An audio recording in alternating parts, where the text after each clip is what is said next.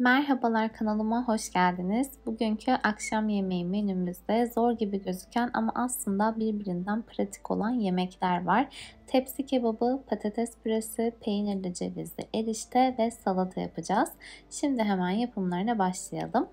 İlk olarak tepsi kebabı ile başlayacağız. Kabımın içerisinde yarım kilo kıyma var. Üzerine bir tane soğan ekliyorum. Rondoda çektim. Bir tane kapya biber, 3 tane de sivri biber ekleyeceğim. Bütün sebzeleri rondoda çekiyoruz. Hepsinin küçük olması gerekiyor. 1 yemek kaşığı domates salçası, 1 yemek kaşığı biber salçası, tuz, pul biber, kırmızı toz biber ve karabiber ekliyorum. Çok az sıvı yağ gezdiriyorum üzerine. Ve bütün malzemeyi yoğuruyorum.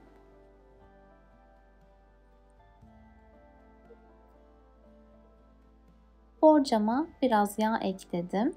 Fırçayla her tarafına yayıyorum. Hazırlamış olduğum harcı borcama alıyorum. Her tarafa eşit gelecek şekilde spatula ile yayıyorum.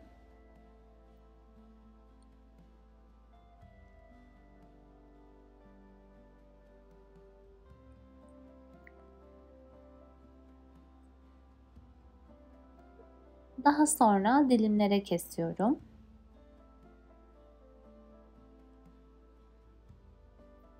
Gördüğünüz gibi çok pratik bir yemek. 5 dakikada hazırlayabilirsiniz.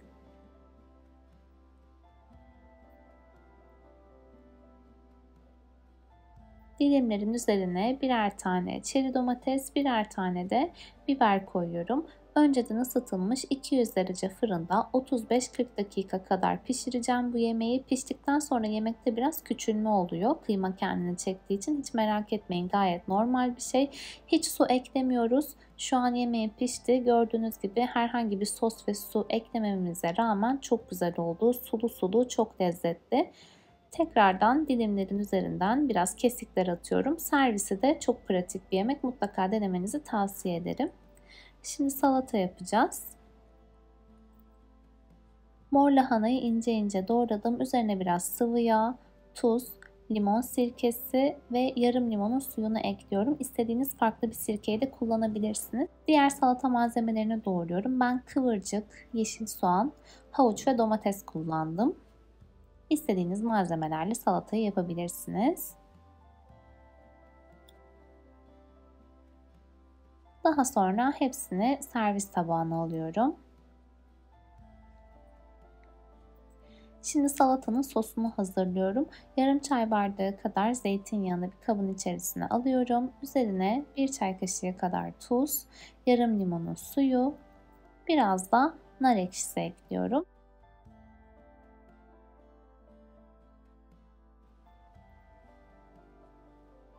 Hepsini karıştırıyorum ve salatanın üzerine gezdiriyorum. Çok lezzetli, tam bir kış salatası.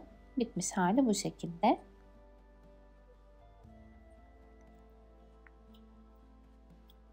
Şimdi peynirli cevizli çok güzel bir erişte yapacağız. Tencerenin içerisine biraz sıvı yağ alıyorum. Tereyağını sonradan üzerine koyacağım. O yüzden ilk başta tereyağı koymuyorum. Erişteyi biraz kavuruyorum. Ben demleme usulü yapıyorum. İsterseniz haşlama olarak da yapabilirsiniz. Erişteyi kavurduktan sonra üzerine biraz geçecek kadar sıcak su ekliyorum.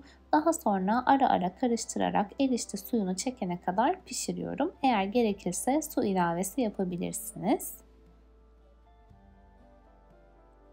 Piştikten sonra eriştelerin üzerine beyaz peynir ekliyorum.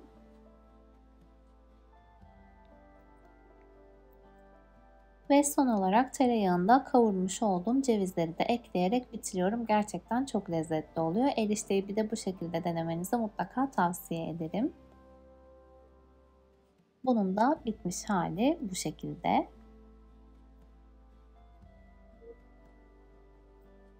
Şimdi patates püresi yapacağız. 2 tane patatesi iri iri doğradım. Birazcık tuz ekliyorum. Ve tuzlu suda haşlıyorum. Haşladıktan sonra eziyorum. Pürüzsüz bir kıvam alana kadar. 1 yemek kaşığı tereyağı, Yarım su bardağı da süt ekliyorum.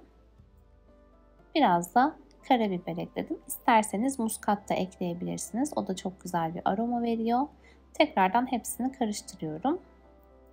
Ve yemeklerimin bitmiş hali bu şekilde. Görmüş olduğunuz gibi hepsi birbirinden pratik, kolaylıkla hazırlayabileceğiniz yemekler. Umarım size de fikir olmuştur. Videomu beğendiyseniz beğen butonuna tıklamayı, kanalıma abone olmayı ve aşağıya yorum bırakmayı unutmayın lütfen. Bir sonraki videoda görüşmek üzere. Şimdilik hoşça kalın.